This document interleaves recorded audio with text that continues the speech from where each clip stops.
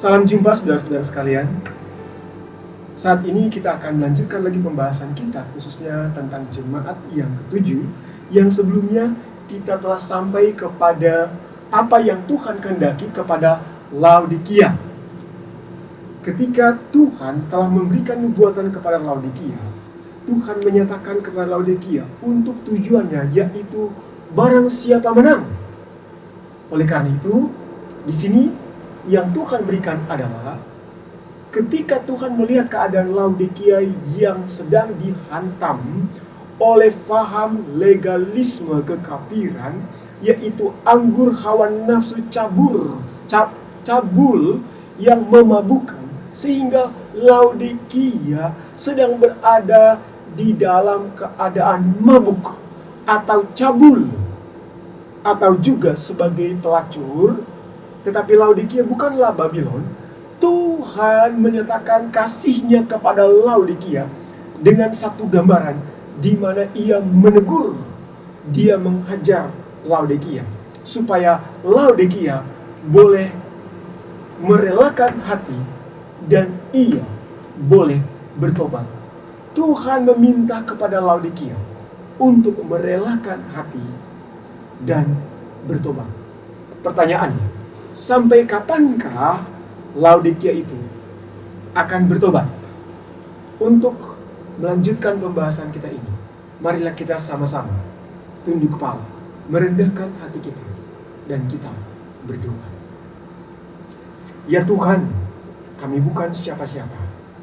Kami hanyalah insan yang Tuhan gunakan agar kami boleh mengerti dan mengalami siapa Tuhan bagi kami, dan bahkan menjadi berkat bagi seluruh umat manusia yang Tuhan kehendaki. Saat ini ya Tuhan, biarlah Engkau saja yang menyatakan siapa dirimu di dalam kasih-Mu yang kekal, yang sesuai dengan kebenaran firman-Mu, bukan cara berpikir kami. Ajarlah kami Tuhan selalu untuk mengikuti selaras dengan kebenaran firman-Mu oleh tuntunan Roh Kudus-Mu. Terima kasih Bapa untuk pimpinan-Mu saat ini, karena kami berdoa hanya di dalam nama Yesus Kristus, penebus dan juru selamat kami. Amin. Pertanyaan berikutnya, sampai kapankah Laodikia itu akan bertobat? Khusus untuk jemaat yang ketujuh, dimulai pada tahun 1844. Tuhan tidak memberikan penentuan waktu di dalam masa kesabarannya terhadap dosa untuk mengakhiri pekerjaannya di bilik yang maha suci. Jadi, sebelum tahun 1844, tidak ada satu keberadaan tanpa penentuan waktu. Sejak dari zamannya Adam sampai terus kepada khususnya kepada tahun 1844, Tuhan telah memberikan sebuah nubuatan terpanjang khususnya, yaitu nubuatan 2300, yang Tuhan menyatakan semuanya itu akan berakhir tahun 1844. Tetapi semenjak tahun 1844, kita ketahui berdasarkan tulisan nubuatan Nyonya White, ataupun kalau kita mempelajari sendiri berdasarkan pembuktian Alkitabiah. Tetapi akan ada waktunya kita akan lihat itu di dalam pembongkaran buku Daniel secara khusus, di mana kita akan temukan bahwa di tahun 1844, sejak tahun 1844 itu tidak ada lagi penentuan waktu. Yang ada adalah sebuah peristiwa yang akan menentukan. Jadi kita boleh perhatikan di sini, semenjak tahun 1844 itu tidak ada lagi penentuan waktu. Dan itulah yang kita bisa lihat dengan istilah conditional in the unconditional prophetic time. Apa artinya conditional?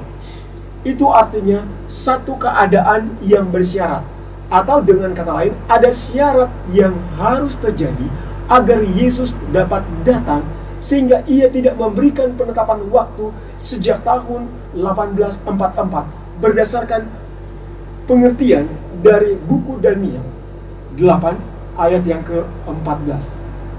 Jadi apa yang kita boleh perhatikan di sini, sejak tahun 1844, maka tidak ada lagi penentuan waktu. Yang ada adalah sebuah syarat, namanya conditional. Di dalam nubuatan yang Tuhan berikan, tidak ada yang sejak tahun 1844, tidak ada lagi penentuan waktu, tetapi yang ada adalah syarat. Maafkan saya, tetapi di sini ada lagi unconditional, artinya tidak ada syarat. Apa artinya? Tak bersyarat di sini. Yesus telah menetapkan batasan waktu untuk setan melakukan aktivitasnya di bumi dan tidak lebih dari 6.000 tahun. Jadi kita boleh perhatikan di sini ada satu keadaan bersyarat yang terjadi sejak tahun 1844, namanya conditional, tetapi itu terjadi di dalam unconditional prophetic time, atau satu keadaan waktu di mana Tuhan telah memberikan waktu untuk setan selama 6.000 tahun dia beraktivitas. Kalau kita mempelajari di dalam perhitungan tahun dari Alkitab, kita mempelajari bahwa umur bumi saat ini, sejak dari zamannya Adam sampai sekarang, maka umur bumi ini sekitar 6.000 tahun. Bahkan kita boleh lihat tidak akan lewat daripada 6.000 tahun ini. Nah, bagaimana dengan penyataan daripada roh nubuatan itu sendiri? Kalau kita memperhatikan di sini, di dalam buku Kemenangan Akhir halaman 518 paragraf pertama dikatakan, pertentangan besar antara Kristus dan setan yang telah dinyatakan ke depan untuk hampir 6.000 tahun akan segera berakhir. Jadi kita boleh melihat bahwa Tuhan menyatakan di dalam inspirasinya kepada Nyonya White bahwa pertentangan yang akan terjadi, yang sedang terjadi antara Kristus dan setan itu, dia tidak lewat dari 6.000 tahun, tetapi umur bumi yang akan mencapai 6.000 tahun ini akan berakhir. Pertentangan itu akan berakhir. Kita perhatikan, kehancuran pekerjaan setan selamanya berakhir. Selama 6.000 tahun ia telah menempa kehendaknya, memenuhi bumi dengan duka dan menyebabkan kesedihan di seluruh alam semesta. Apa yang kita perhatikan?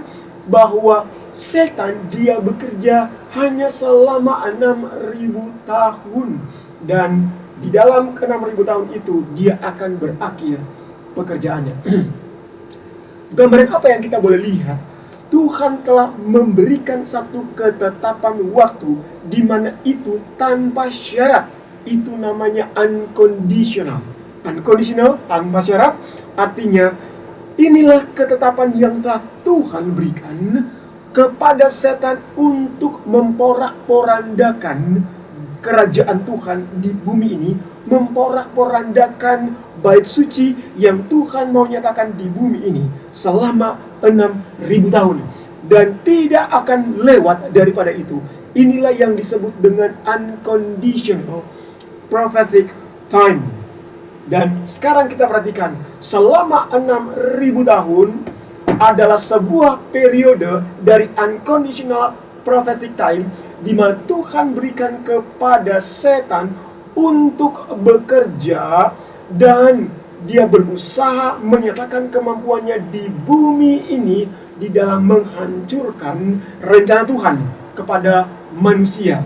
Nah, di dalam unconditional prophetic time ini, Tuhan memberikan satu nubuatan sejak tahun 1844, di mana sejak tahun itu tidak ada lagi penentuan waktu. Dan kalau kita lihat tidak ada lagi penentuan waktu, berarti di sana namanya conditional atau tanpa syarat, bukan ditentukan oleh waktu. Itu yang dimaksudkan. Jadi sejak tahun 1844, mulai dari tahun 1844 sampai kepada kedatangan Yesus yang kedua kali, yang semuanya ini tidak akan melebihi daripada 6.000 tahun. Tuhan telah menyatakan sejak tahun 1844 akan ada peristiwa yang akan menentukan kedatangan Tuhan yang dimulai tahun 1844, dan bukan masalah waktu di sana, tetapi tidak akan melewati waktu yang telah Tuhan tetapkan kepada setan di dalam menghancurkan dunia ini selama 6.000 tahun. Itulah yang disebut dengan conditional time, conditional prophetic time, atau di sini yang kita boleh lihat bahwa pekerjaan Tuhan dapat berakhir kapan saja pada periode ini sejak tahun 1844. Jadi sejak tahun 1844 ini Tuhan dapat mengakhiri pekerjaannya kapan saja, dan ini tidak ditentukan oleh waktu nubuatan, tetapi ini ditentukan oleh sebuah peristiwa yang menjadi syarat untuk menyatakan kedatangan Tuhan. Jadi di sini kita boleh melihat dengan jelas bagaimana Tuhan telah menetapkan satu waktu yang oleh mana setan bekerja, dan itu adalah sepanjang 6.000 tahun dan tidak lebih dari itu. Dan sejak tahun 1844 Tuhan bisa datang kapan saja berdasarkan peristiwa yang Tuhan tetapkan, bukan waktu yang Tuhan tetapkan yang tidak akan melampaui waktu 6.000 tahun sebagaimana yang Tuhan tetapkan di dalam unconditional prophetic time period. Baiklah, kalau begitu bagaimana dengan Laodikia ini? Jadi Laodikia, khusus pada zamannya Laodikia, adalah satu masa di mana Tuhan telah menetapkan tidak ada penentuan waktu sejak tahun 1844. Jadi apa yang Tuhan mau tentukan di sini untuk khusus Laodikia yang Tuhan berikan adalah ketentuan barang siapa menang. Sekali lagi, ini berbicara tentang barang siapa menang. Jadi kita boleh melihat di dalam nubuatan yang telah Tuhan tetapkan sejak dari zamannya Daniel, paling tidak kita boleh lihat itu, sampai kepada akhir zaman. Tuhan telah memberikan kepada Laodikia satu keadaan sejak tahun 1844 di mana tidak ada penentuan waktu, tetapi itu adalah penentuan barang siapa menang. Kata barang siapa menang ini Tuhan berikan kepada 7 jemaat. Tetapi barang siapa menang pada jemaat yang ketujuh adalah barang siapa menang di dalam kesempurnaan seluruh jemaat, sehingga itu menentukan kemenangan semuanya. Dan itu sama juga dengan apa yang Tuhan nyatakan di dalam buku Ibrani pasal 11 ayat yang ke-40. Di sana ada pahlawan iman. Di sana ada disebutkan satu persatu dari zamannya Adam sampai terus, dan ada umat yang terakhir, dan tanpa kita, Rasul Paulus menggambarkan di sini kepada umat yang terakhir, maka semuanya ini akan sia-sia.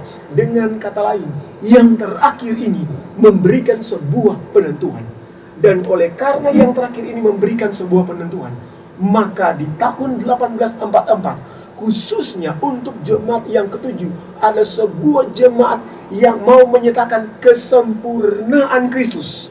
Di sana Tuhan tidak memberikan batasan waktu, tetapi yang Tuhan berikan adalah sebuah peristiwa kesempurnaan yang hendak Tuhan nyatakan, dan itu digambarkan dengan gambaran barang siapa menang.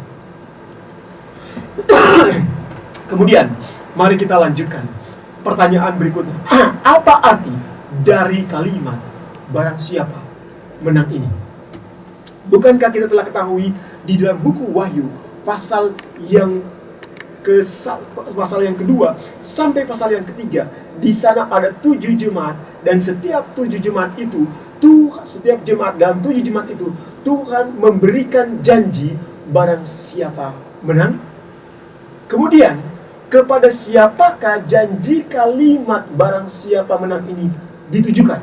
Kalau kita perhatikan jemaat pertama sampai jemaat yang ke-6, di sana tidak ada indikasi pembentukan organisasi,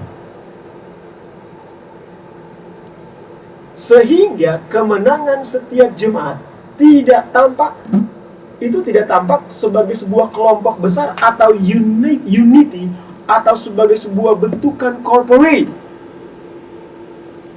Bukan sebuah bentukan organisasi, sebuah satu kesatuan. Tetapi di dalam jemaat pertama sampai jemaat yang ke-6 ini, itu adalah bentukan seperti kelompok-kelompok kecil atau keluarga-keluarga, ataupun kelompok yang lebih besar dari keluarga, atau barang siapa yang menang. Tidak ada penyertaan organisasi di sana. Jadi itu bisa berarti barang siapa saja yang hidup dalam zaman jemaat itu, mulai dari jemaat pertama sampai jemaat yang ke-6. Sekali lagi, di zaman 6 jemaat ini tidak ada indikasi pembentukan organisasi berdasarkan penyataan Alkitab maupun penyataan daripada tulisan Nyonya White. Namun bagaimana sekarang dengan jemaat yang ke-7? Apakah penyataan ini diberikan kepada kelompok atau pribadi atau siapa saja yang menang sama dengan 6 jemaat lainnya, ataukah khusus untuk jemaat yang ke-7 ini memiliki gambaran yang berbeda? Mari kita perhatikan. Jika kita memperhatikan keadaan pada 6 jemaat, Tuhan tidak memberikan kepada mereka bentukan organisasi. Namun pada jemaat ke-7, Tuhan memerintahkan untuk membentuk organisasi. Dan kita perhatikan itu, kita lihat itu di tahun 1863 berdasarkan inspirasi yang Tuhan karuniakan kepada Nyonya White. Di sana Tuhan menyatakan untuk pentingnya, perlunya dibentuk sebuah organisasi. Apakah kita boleh lihat ini di dalam gambaran Alkitab? Mari kita akan lihat. Kita akan perhatikan itu pada pembahasan berikutnya.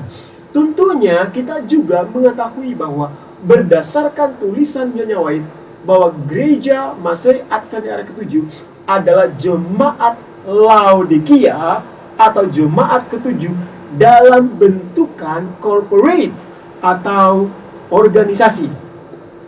Bagaimana kita mengetahuinya? Kita perhatikan.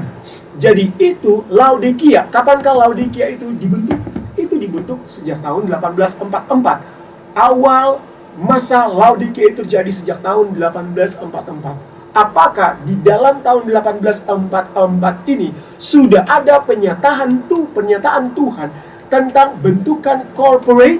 Mari kita perhatikan apa yang Nyonya White, Tuhan nyatakan lewat Nyonya White di dalam buku Evangelism halaman 695 paragraf yang ketiga.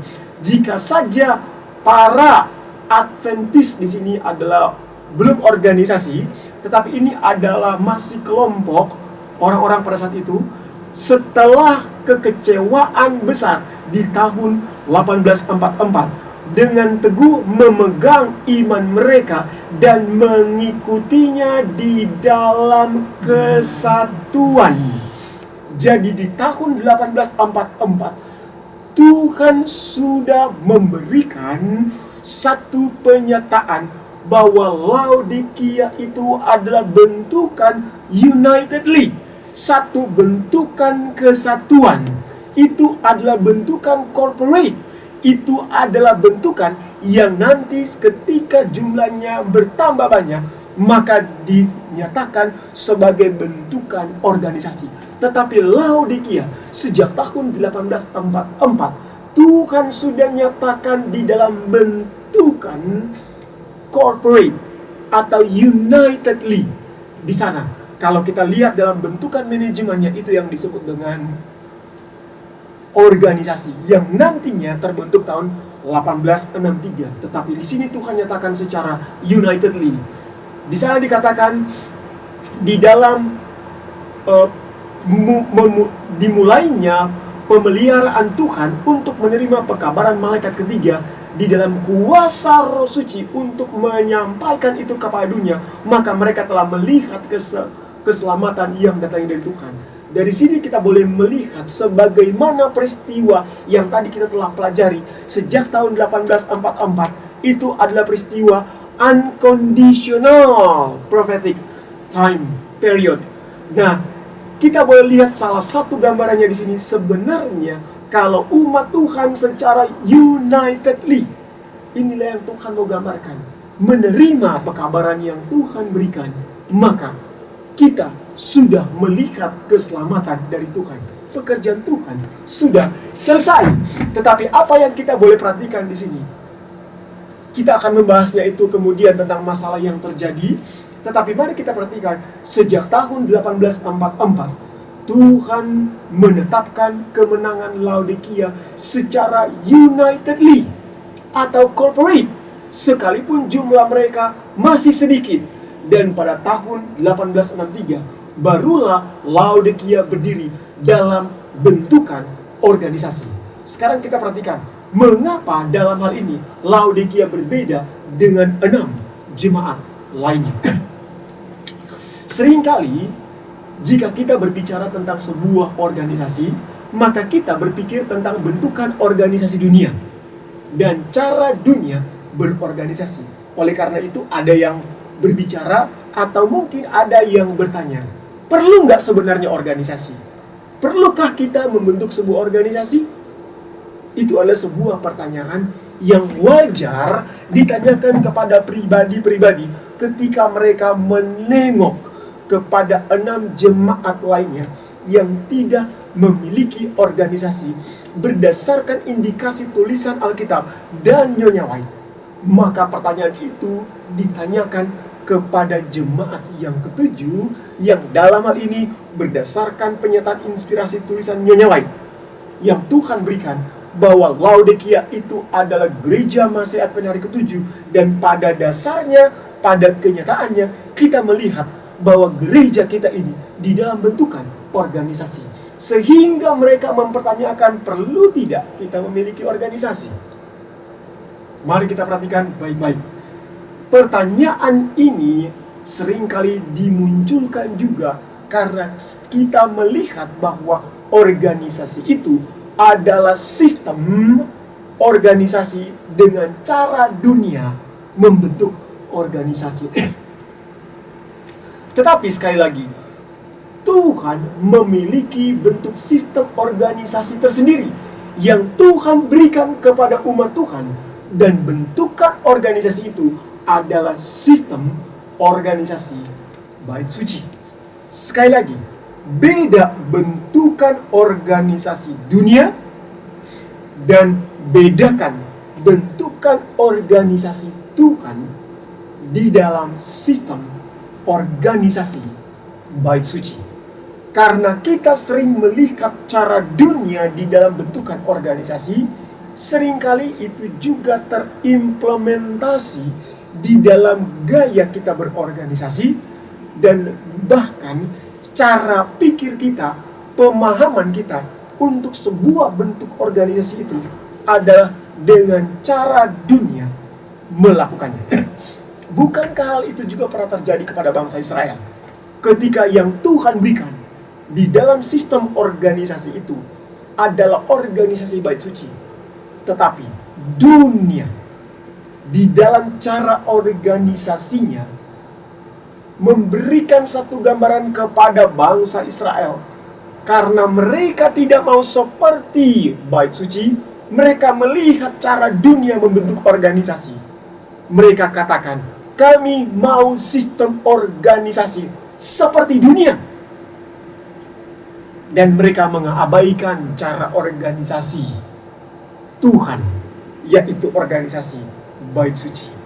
Tetapi Tuhan menegaskan bahwa Tuhan memiliki satu sistem organisasi yang Tuhan bentuk, dan organisasi itu adalah organisasi bait suci. Perlu ada organisasi? Ya, dan organisasi itu adalah organisasi yang Tuhan berikan, dan itu adalah organisasi bait suci, bukan organisasi cara dunia. Sekarang mari kita perhatikan bagaimana bentukan format pattern daripada sistem organisasi bait suci yang Tuhan nyatakan di dalam Alkitab. Kita perhatikan, sebelum zamannya Musa di padang gurun, mari kita perhatikan. Di sini kita perhatikan ya.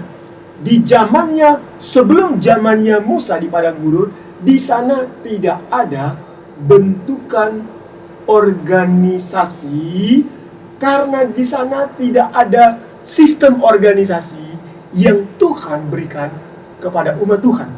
Sekali lagi, sebelum zamannya Musa, di sana tidak ada sistem bait suci, sehingga Tuhan tidak memberikan kepada umat Tuhan, para bapa dari zamannya Adam sampai zaman sebelum Musa, bentukan organisasi.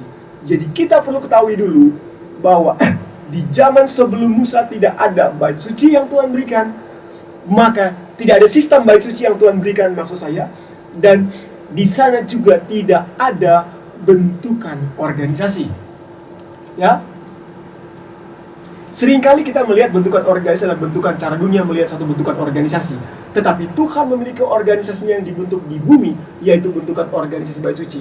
Bentuk ini Tuhan buat bagi manusia karena ada sistem bait suci. Jadi mengapa Tuhan berikan bentukan organisasi? Karena ada sistem bait suci. Namun kalau sistem bait suci itu tidak ada, maka tidak ada juga bentukan organisasi. Sebelum ada sistem bait suci pada umat Tuhan, maka tidak ada organisasi yang dibentuk selain daripada ada satu sistem organisasi yang telah ada sebelum keadaan dunia berdosa, yaitu rumah tangga. Jadi sebelum ada sistem bait suci, yang ada adalah bentukan organisasi rumah tangga. Itulah yang terjadi kepada para bapa sampai kepada sebelum Musa ini muncul. Itulah yang kita bisa lihat. Kemudian setelah itu sampai kepada zamannya Musa, mulai dari zamannya Musa sampai kepada zamannya penyaliban. Sampai kepada zamannya penyaliban. Di sana Tuhan karuniakan namanya bentukan sistem bait suci. Jadi mulai zamannya Musa Tuhan berikan sistem bait suci, dan karena ada sistem bait suci ini, di sana juga Tuhan berikan sistem organisasi dari zamannya Musa sampai tahun 31. Jadi di sana kita lihat, karena bait suci itu adalah karena bait suci itu adalah satu sistem, maka dalam sistem itu ada struktur organisasi yang terdapat di dalamnya untuk pengaturan sistem itu dalam suatu keteraturan. Karena itu adalah bentukan apa? Sistem. Dan itulah yang terjadi, yang Tuhan berikan di zamannya Musa. Ada sistem bait suci, maka perlu ada organisasi yang mengatur sistem itu. Seperti apakah bentukan organisasi itu? Perhatikan, di sana ada imam besar. Di zamannya Musa sampai zamannya Yesus mati. Kemudian di sana ada juga imam-imam, para imam, dan ini khususnya adalah orang Lewi. Kemudian di sana juga ada bendahara. Jadi itu adalah sistem bait suci, dan itu adalah rumah Tuhan, dan di dalam rumah Tuhan itu ada bendahara yang mengatur sistem keuangan pada sistem organisasi, dan itu ada pada rumah Tuhan, yaitu sistem bait suci. Di sana ada bendahara yang mengatur khususnya untuk perpuluhan. Kita boleh perhatikan ini ya. Maleakhi 3 ayat 10. Ada bendahara. Oleh karena itu, kalau ada bendahara, maka yang mengatur perpuluhan di dalam rumah Tuhan, maka tidak ada satu umat Tuhan pun yang boleh mengatur perpuluhan itu oleh dirinya sendiri. Tidak boleh ada yang mengatur. Dan yang bisa mengatur itu adalah di dalam perbendaharaan rumah Tuhan. Sistem itulah yang mengatur. Dan sistem itu adalah sistem bait suci, yang oleh mana ada bendahara yang menangani khusus untuk perpuluhan itu. Jadi kita boleh melihat dengan jelas pada masa bangsa Israel ada sistem bait suci, ada sistem organisasi, dan di dalam organisasi itu ada bendahara. Maka perpuluhan itu diatur oleh sistem, bukan oleh pribadi-pribadi yang mengatur perpuluhan itu. Itu dilarang oleh Tuhan. Tuhan katakan, bawalah segala persembahan perpuluhanmu ke rumah Tuhan. Karena bukan pribadi yang mengaturnya, tetapi ada sistem yang mengaturnya. Di dalam gambaran ini, kalau kita mau mengatur keuangan itu, perpuluhan itu kita atur bukan kepada perbendaharaan rumah Tuhan, maka kita merampok Tuhan. Atau kita mengirimkan perbendaharaan itu kepada bangsa Israel ini. Perpuluhan itu maksud saya kepada bukan rumah Tuhan. Maka perhatikan baik-baik, kita merampok Tuhan. Itu kepada bangsa Israel di zaman ini. Maafkan saya. Apalagi dalam bentukan organisasi itu. Di sana terdapat pelayan-pelayan dalam bait suci sesuai dengan tugas masing-masing. Dan ini semua diatur di dalam sistem yang mengaturnya. Berikut, ada apa lagi? Ada pemimpin 1000. Di sana ada pemimpin 100. Di sana ada pemimpin 50. Itulah yang kita bisa lihat. Kemudian siapa lagi yang ada di sana? Di dalam sistem bait suci ini, di sana juga Tuhan berikan nabi Tuhan. Jelas? Itu adalah sistem bait suci, yang oleh karena itu adalah sistem maka di sana perlu bentukan struktur organisasi. Dan di dalam bentukan struktur organisasi, inilah yang Tuhan berikan kepada umat Tuhan di zaman adanya sistem pelayanan bait suci secara lambang. Kemudian, setelah masa penyaliban, perlu kita ketahui dan kita juga telah jelas mengetahui bahwa bait suci secara lambang itu dia telah berakhir sejak sejak Yesus mati di tahun 31, yang ditandai dengan terbelahnya tirai dari atas ke bawah. Apa artinya? Sistem itu secara lambang telah sah, berakhir. Itulah penggenapan dari nubuatan yang telah Tuhan nyatakan di dalam buku Daniel pasal 9, khususnya di ayat yang ke-27, di mana pada pertengahan minggu itu Tuhan menghentikan korban penyembelihan sehari-hari. Dan itulah upacara kurban yang Tuhan nyatakan di dalam lambang bait suci itu telah selesai. Bagaimana setelah penyaliban? Apakah sistem bait suci itu masih ada? Mari kita perhatikan. Di tahun 31, kita tidak melihat adanya indikasi pembentukan organisasi. Karena di sana berdasarkan nubuatan Daniel pasal 9 ayat yang ke-27, kalau kita mempelajarinya dari bahasa aslinya, bahwa Tuhan telah menetapkan semenjak pertengahan minggu, khususnya di tahun 34, di sana bait suci itu akan digelapkan. Bait suci itu akan mengalami kegelapan sehingga tidak ada bentukan dari sistem bait suci yang Tuhan nyatakan. Dan bahkan ini sampai kembali, ini adalah gambaran yang sama dengan sebelum zamannya Musa. Karena ketika bait suci secara lambang telah berakhir, maka bait suci itu telah berada di sorga, di mana upacara pelayanan bait suci itu adalah pelayanan yang sama yang terjadi sebelum masanya Musa ada. Jadi sebelum Musa ada bait suci di sorga. Tetapi untuk manusia boleh mengerti penyataan Tuhan di dalam Injil itu, Tuhan berikan bait suci itu secara lambang untuk menyatakan bait suci yang sebenarnya yang ada di sorga.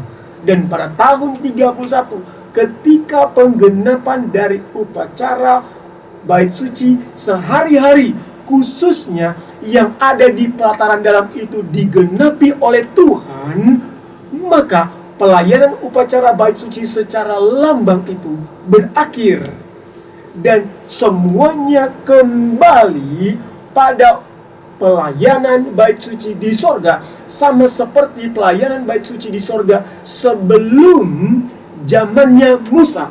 Karena sejak tahun 31 tidak ada pelayanan bait suci secara sistem, atau bait suci itu sudah beralih ke surga. Dan bahkan di zaman 6 jemaat ini Tuhan telah menetapkan agar bait suci ini diberikan kesempatan untuk digelapkan sekali lagi.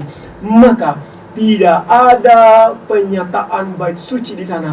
Dan pada saat itu juga di zaman 6 jemaat ini tidak ada bentukan organisasi.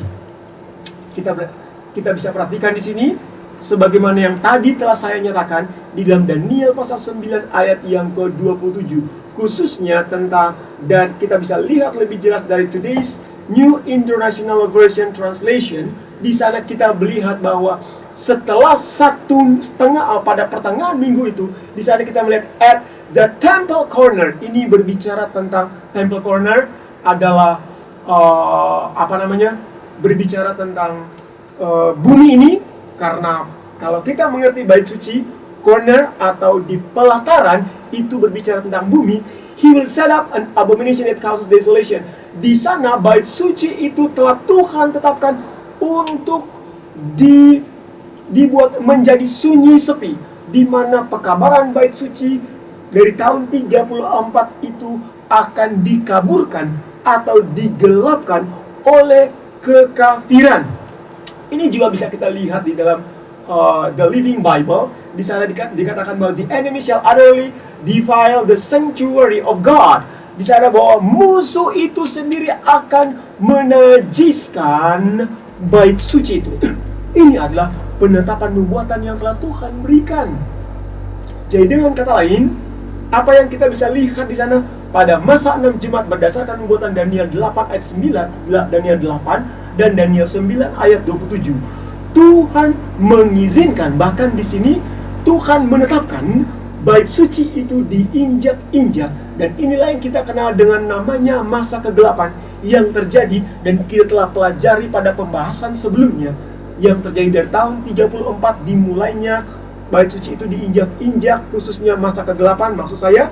Dan lebih nyatanya itu nanti kita akan lihat pada fase 1260 tahun dalam nubuatan yang Tuhan berikan, sehingga sistem pelayanan bait suci tidak dilaksanakan secara organisasi. Karena tidak ada pelayanan bait suci secara sistem, maka di sana tidak ada juga bentukan organisasi, tetapi dalam bentuk keluarga atau dalam bentukan movement, dalam bentukan keluarga atau dalam bentukan movement. Jadi kalau kita lihat pelayanan yang terjadi kepada 6 jemaat itu bukan dalam bentukan organisasi. Tidak ada bentukan organisasi. Tetapi yang ada adalah secara keluarga-keluarga atau pergerakan-pergerakan. Dan itu juga kalau kita baca dalam buku Kemenangan Akhir, di sana ada umat-umat Tuhan yang bergerak secara kelompok-kelompok di sini, di sana, dan juga ada keluarga-keluarga seperti orang-orang Waldensi. Mereka mempertahankan kebenaran itu bukan secara organisasi, bukan secara movement, tetapi bukan secara movement, bukan secara satu kesatuan, tetapi ini dalam bentukan movement yang terpisah.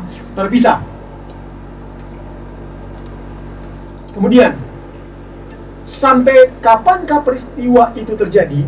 Kalau kita melihat peristiwa dari masa kegelapan itu, dia nanti akan berakhir tahun 1844. Dan itu sudah terjadi. Sekarang kita perhatikan, bagaimana dengan sejak tahun 1844? Pertanyaan pertama, apakah sejak tahun 1844 bait suci itu Tuhan berikan kembali? Mari kita perhatikan. Di tahun 18 sejak tahun 1844 di sana, yaitu akhir dari tahun 2000, nubuatan 2300 petang dan pagi, yaitu tahun 1844, Tuhan mengembalikan terang bait suci itu dan mengembalikan terang bait suci itu kepada umat Tuhan. Jadi Tuhan mengembalikan terang bait suci itu, dia mengembalikan terang itu kepada umat Tuhan. Dari mana kita tahu? Di dalam nubuatan Daniel 8 ayat 14. Di sana Tuhan nyatakan, maka ia menjawab, sampai lewat 2300 petang dan pagi. Lewat nubuatan ini, lalu tempat kudus itu akan dipulihkan. Jadi, setelah akhir daripada nubuatan 2300 petang dan pagi, maka tempat itu akan dipulihkan kembali dalam keadaan yang wajar. Ini memiliki makna yang cukup dalam dan ini memiliki makna ganda. Yang pertama, kalau kita berbicara tentang masa kegelapan, maka makna bait suci ini, terang bait suci ini yang telah digelapkan sepanjang masa kegelapan dari tahun 34 sampai akhir tahun 1844 itu Tuhan pulihkan kembali. Artinya bait suci itu Tuhan berikan kepada umat Tuhan. Tetapi di dalam makna apa yang Tuhan berikan, di sana Tuhan menyatakan berdasarkan upacara sistem bait suci di dalam gambaran yang lebih khusus lagi, yaitu kita boleh mengerti lebih jelas tentang makna ini dari bilik yang maha suci. Karena kalau kita mengerti tentang dipulihkan di sini, ini berbicara tentang penghakiman. Bagaimana kita boleh melihat tempat kudus yang berhubungan dengan penghakiman kalau kita tidak melihat itu dari terang bilik maha suci?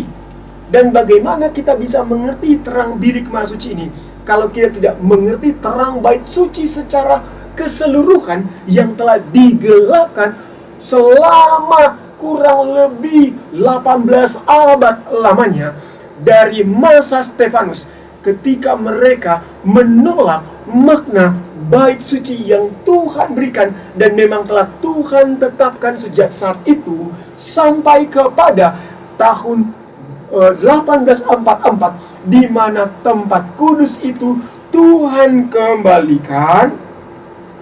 Namun di dalam pengembalian ini Tuhan mau nyatakan terang itu akan dimengerti dengan jelas dari pekabaran bilik maha suci. Sekarang kita boleh melihat bahwa di tahun 1844 ini Tuhan mengembalikan sistem bait suci. Dan kalau Tuhan memberikan sistem bait suci, bukankah sekarang kita mengerti berdasarkan tulisan Romi buatan sendiri di tahun 1844 itu, Tuhan menyatakan Laodikia itu untuk menerima kebenaran, untuk menjadi menang, sampai Yesus itu menyatakan kepastian keselamatannya. Bukankah Tuhan nyatakan itu dalam bentukan unitedly corporate?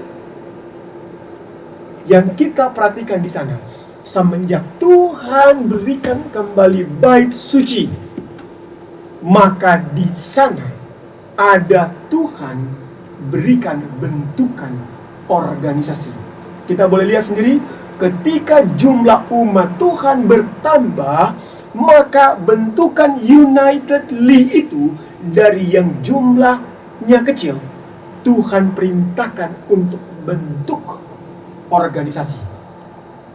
Sekarang mari kita perhatikan dalam Testimonies to Ministry halaman 26 yang Tuhan nyatakan di sini. Namun ada perasaan yang kuat menentangnya. Pada waktu Tuhan mau nyatakan tentang adanya bentukan organisasi karena jumlahnya semakin banyak, di sana dikatakan namun ada perasaan yang kuat untuk menentangnya di antara umat kita. Anggota-anggota Advent hari pertama menentang adanya organisasi, dan kebanyakan dari anggota gereja masa hari ke-7 mempunyai pikiran yang sama. Kami mencari Tuhan dengan doa yang sungguh-sungguh agar kami boleh mengerti kehendak-Nya, dan terang diberikan melalui Roh-Nya agar harus ada peraturan dan disiplin yang terperinci di dalam jemaat. Sekarang kita perhatikan, Tuhan memberikan, sekali lagi, Tuhan memberikan prinsip, tetapi di dalam bentukan organisasi, prinsip itu haruslah terperinci. Jadi kalau ada orang bilang bahwa ini prinsip, masalah dia punya aplikasinya, terserah pribadi-pribadi. Sekarang kita perhatikan, di dalam bentukan organisasi berdasarkan penyataan bait suci, itu haruslah ada peraturan dan disiplin yang terperinci di dalam jemaat. Jadi umat Tuhan di zaman Laodikia ini, Tuhan memerintahkan untuk membentuk organisasi, dan di dalam organisasi itu Tuhan juga memerintahkan berdasarkan Roh-Nya ada peraturan dan disiplin yang terperinci di dalam jemaat, sehingga organisasi itu perlu.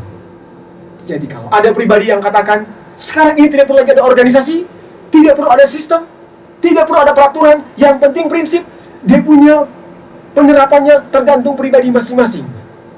Tuhan katakan, kita di zaman Laodikia ini perlu peraturan, perlu disiplin yang terperinci di dalam jemaat, dan di sana Tuhan menyatakan perlu adanya organisasi. Sampai kapan? Nanti kita akan bahas.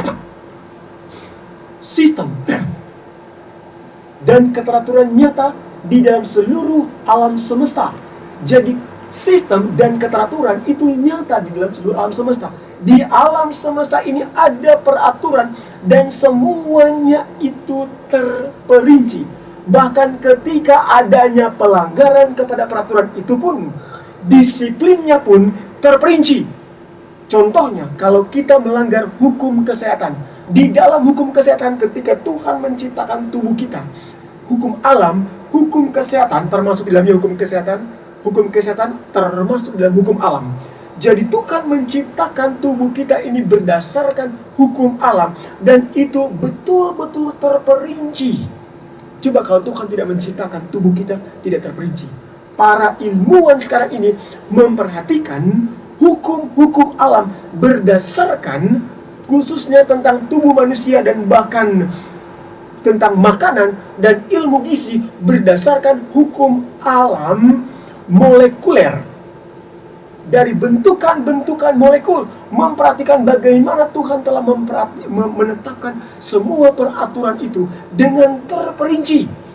Dan apabila kita melanggar semua peraturan yang telah Tuhan tetapkan, dan itu dapat dibuktikan dari para sains, para ilmuwan, di sana kita melihat bahwa Tuhan tidak bermain games dengan manusia.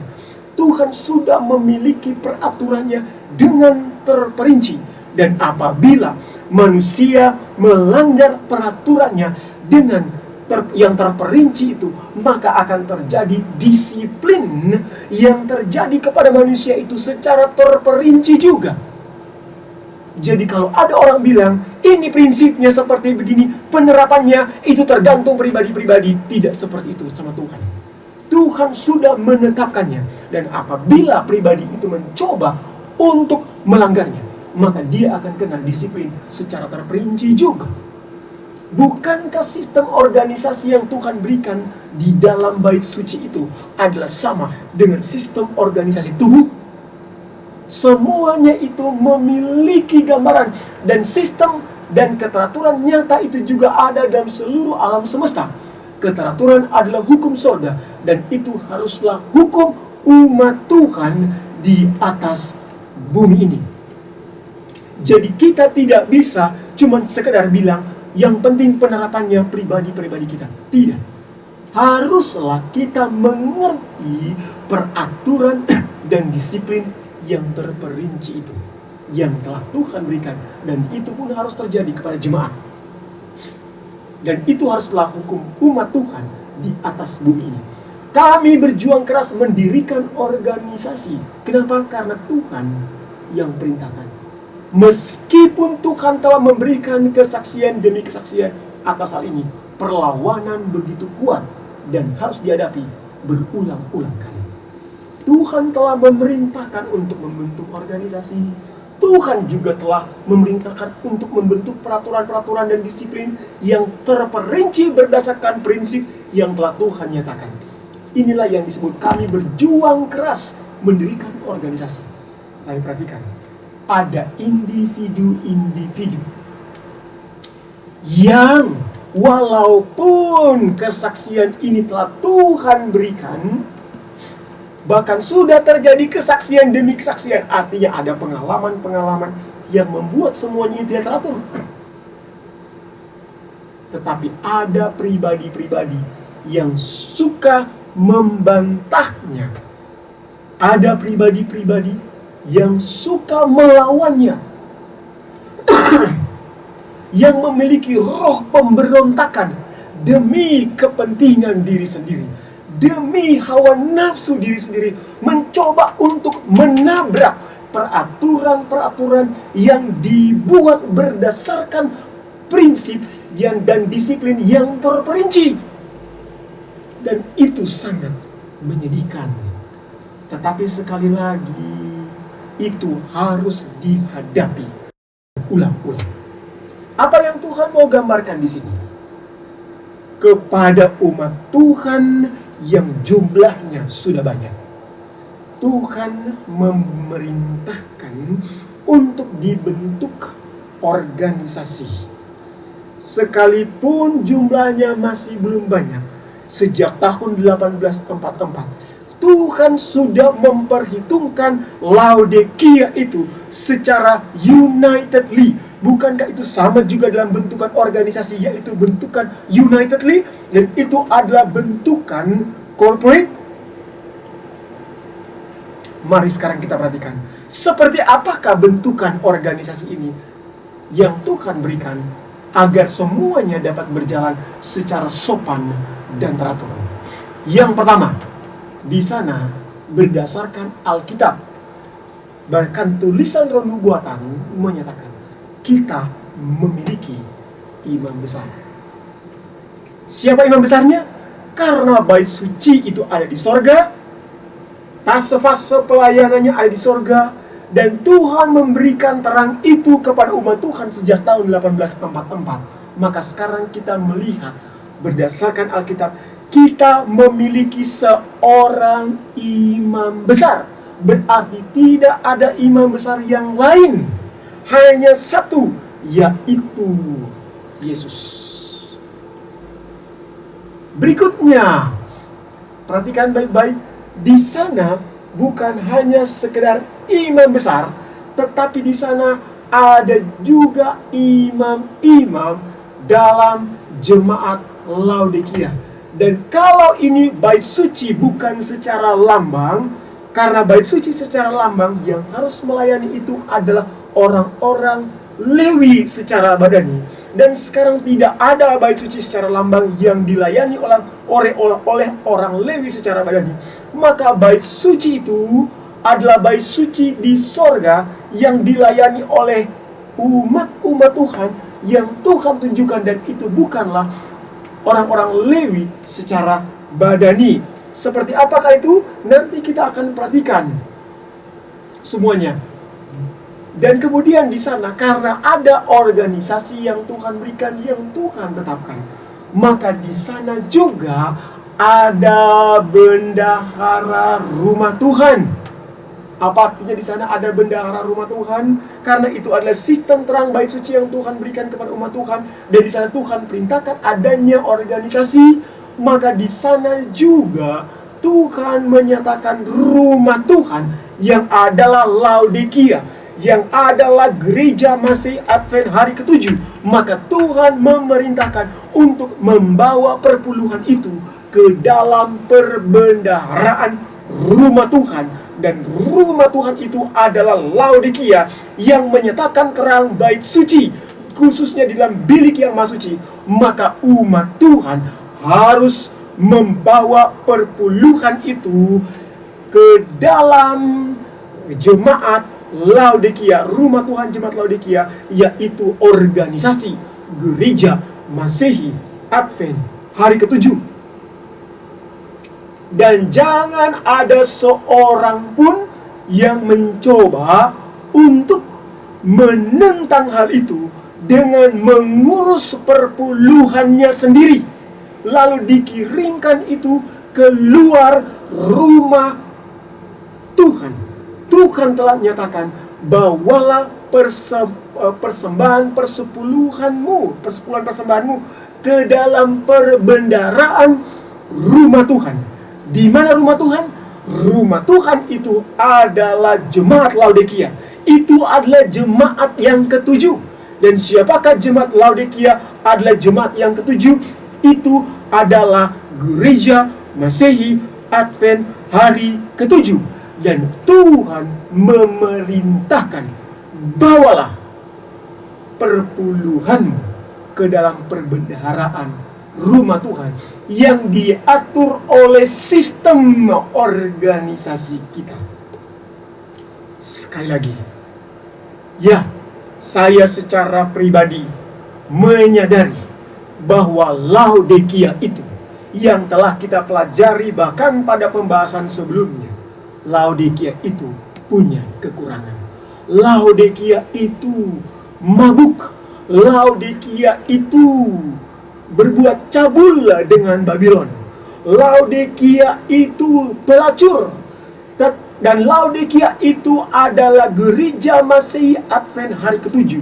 Tetapi saya tidak pernah menemukan apa yang Tuhan nyatakan di dalam firman Tuhan, bahwa bawalah persembahan persepuluhanmu keluar Laodikia.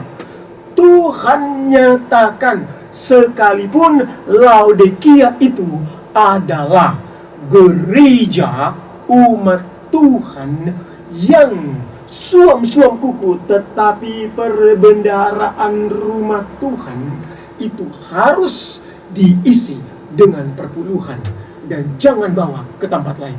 Apabila kita yang mengaturnya sendiri, atau kita membawa perpuluhan itu di luar gereja Masehi Advent hari ke-7, maka di sana Tuhan mau nyatakan, engkau sedang merampok Tuhan.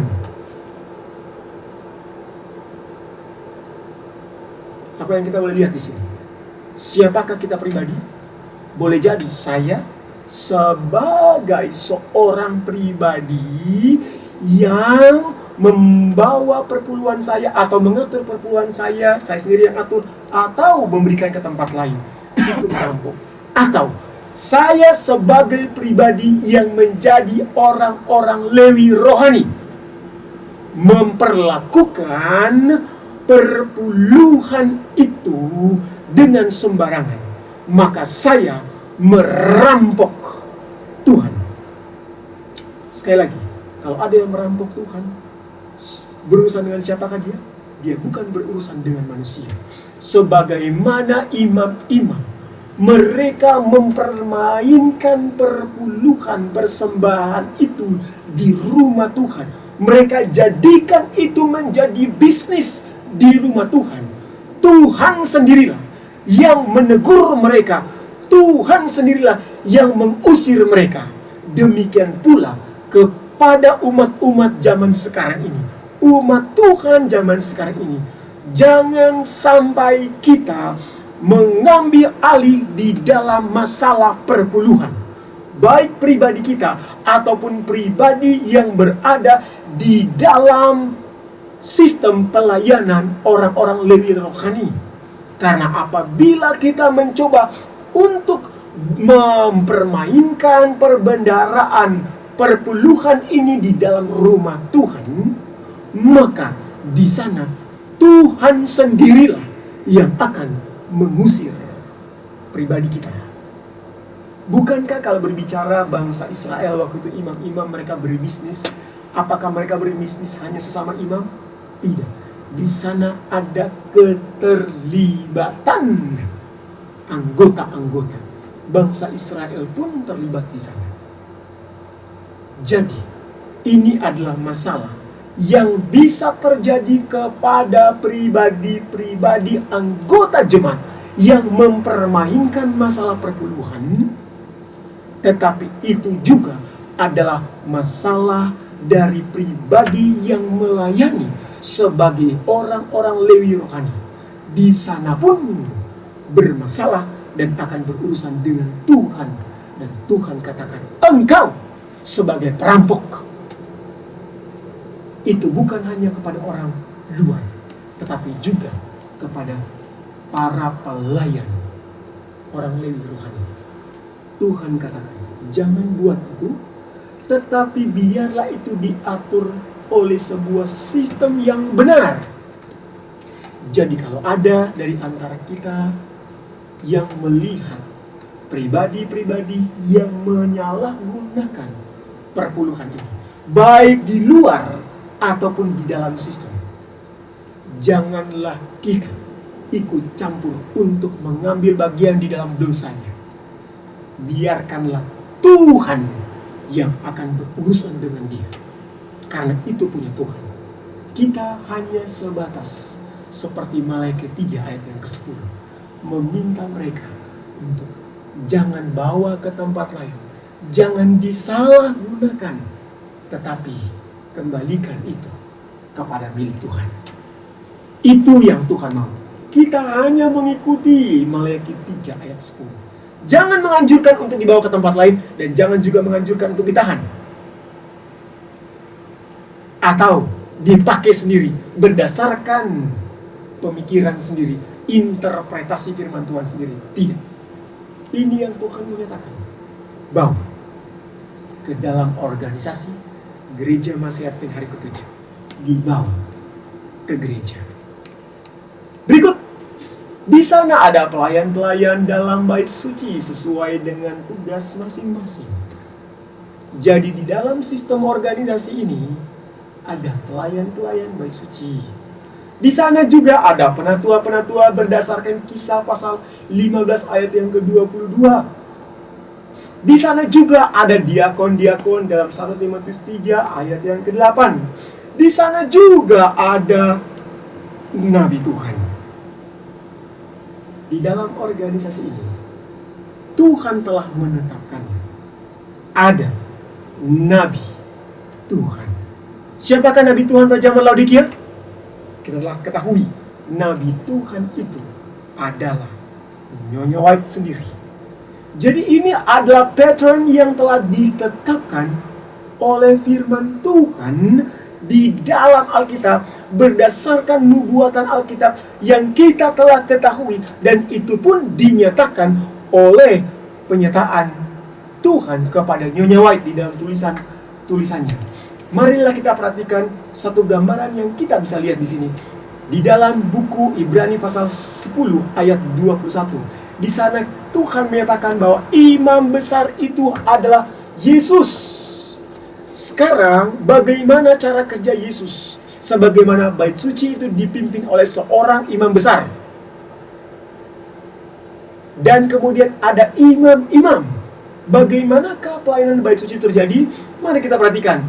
Tetapi dalam 1 Korintus 12 ayat 11, tetapi semuanya ini dikerjakan oleh Roh yang satu dan yang sama, yang memberikan karunia kepada tiap-tiap orang secara khusus seperti yang dikehendakinya.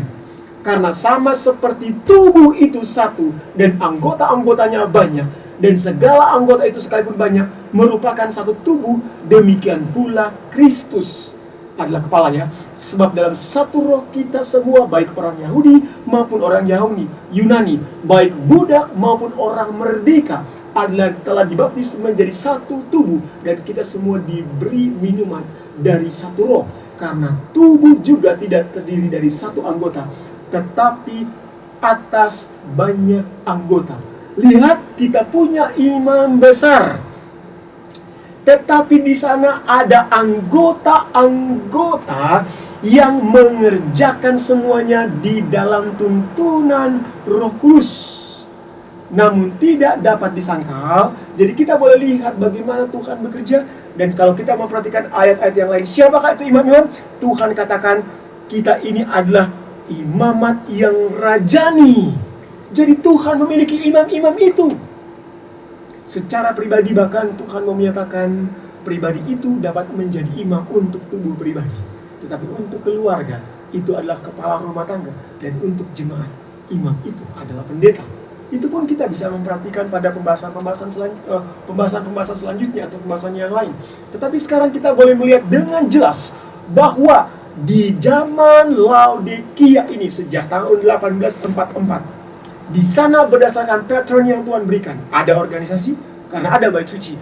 Jadi organisasi itu terjadi karena bentukan bait suci yang Tuhan berikan. Tapi kita tidak dapat menyangkal fakta yang telah kita lihat, bahwa sebagai manusia terdapat pribadi-pribadi yang menyalahgunakan tanggung jawab dalam organisasi itu, dan mengakibatkan banyak orang yang anti terhadap bentuk organisasi dan menyatakan organisasi itu tidak perlu, padahal Tuhan sendirilah yang memerintahkan agar organisasi itu harus ada pada pelayanan bait suci.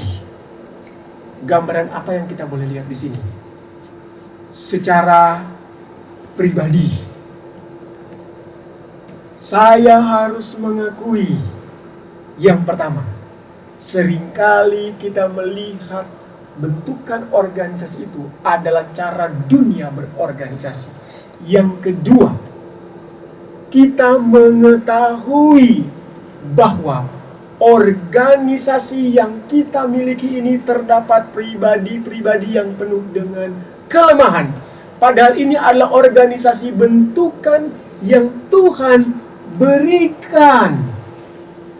Namun, di dalam gambaran ini, kita boleh melihat bahwa ada pribadi-pribadi yang menyalahgunakan tanggung jawab ini. Seperti pada bangsa Israel di zaman dahulu, ada pribadi-pribadi yang menyalahgunakan organisasi yang Tuhan minta kepada umat Tuhan untuk bentuk berdasarkan organisasi bait suci. Tetapi itu bukan berarti bahwa kita tidak memerlukan organisasi, karena Tuhan sendirilah yang memerintahkannya. Dan kalau Tuhan sudah memerintahkan untuk membentuk organisasi, maka itulah rumah Tuhan. Dan kalau di sana ada rumah Tuhan, bawalah persepuluhan rumahmu ke dalam perbendaharaan. rumah Tuhan. Dan itu adalah gereja Masehi Advent hari ke-7. Dengan demikian, berdasarkan gambaran ini kita boleh mengetahui bahwa gereja Masehi Advent hari ke-7 yang adalah jemaat ke-7 itu bukanlah jemaat yang berdiri secara movement terpisah atau orang-orang yang berada pada kelompok-kelompok masing-masing. Tidak seperti itu, tetapi berdasarkan penyertaan bait suci yang Tuhan berikan, bahwa gereja Masehi Advent hari ke-7 Laodikia ini semenjak di tahun 1844, berdasarkan Daniel 8 ayat yang ke-14, di mana Tuhan sendirilah yang mengembalikan bait suci itu di dalam sistem yang Tuhan mau mengerti, bahkan dalam makna rohani. Maka organisasi yang Tuhan bentuk adalah organisasi-organisasi di mana pribadi-pribadinya itu melayani Tuhan. Di dalam terminologi rohani juga ada imam, bukan orang Lewi, tetapi orang Lewi rohani. Di sana juga ada bendahara yang oleh mana itu bukan orang Lewi yang mengaturnya, tetapi di sini adalah bendahara di dalam organisasi secara rohani yang Tuhan berikan kepada umat Tuhan secara terstruktur di dalam bentuk yang Tuhan nyatakan. Dan itu juga adalah yang Tuhan mau kepada kita, untuk setiap peraturan berdasarkan prinsip yang Tuhan berikan itu harus dibuat secara teratur dan terperinci, bahkan di dalam disiplinnya pun. Saudara-saudara, apa yang ingin kita mengerti di dalam gambaran ini? Tuhan mau nyatakan bahwa bentukan Laodikia adalah bentukan organisasi. Sehingga ketika Tuhan nyatakan kepada Laodikia, barang siapa menang, itu bukan ditujukan kepada pribadi-pribadi, tetapi itu ditujukan kepada Laodikia, yang oleh mana Laodikia sejak tahun 1844 Tuhan menyatakan unitedly corporate, itu adalah sebuah bentukan organisasi yang Tuhan mau terjadi. Dan Tuhan mau untuk menang itu bukanlah pribadi-pribadi saja, tetapi itu adalah organisasi yang menang. Pertanyaannya nanti kita akan lihat, dapatkah Tuhan memenangkan Laodikia secara organisasi? Kita akan lanjut pada pembahasan berikutnya. Kiranya Tuhan saja yang menjadi kekuatan kita. Saya bawa dalam nama Yesus. Amin. Kita sama-sama tunduk kepala dan kita berdoa. Tuhan, kami masih mempelajari tujuan nubuatan yang Tuhan berikan kepada Laodikia untuk menang.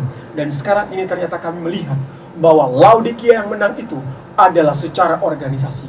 Tuhan tuntun kami untuk dapat melihat kebenaran Tuhan yang lebih lanjut lagi, di mana Tuhan mau agar kami secara organisasi akan menang untuk kemuliaan nama Tuhan.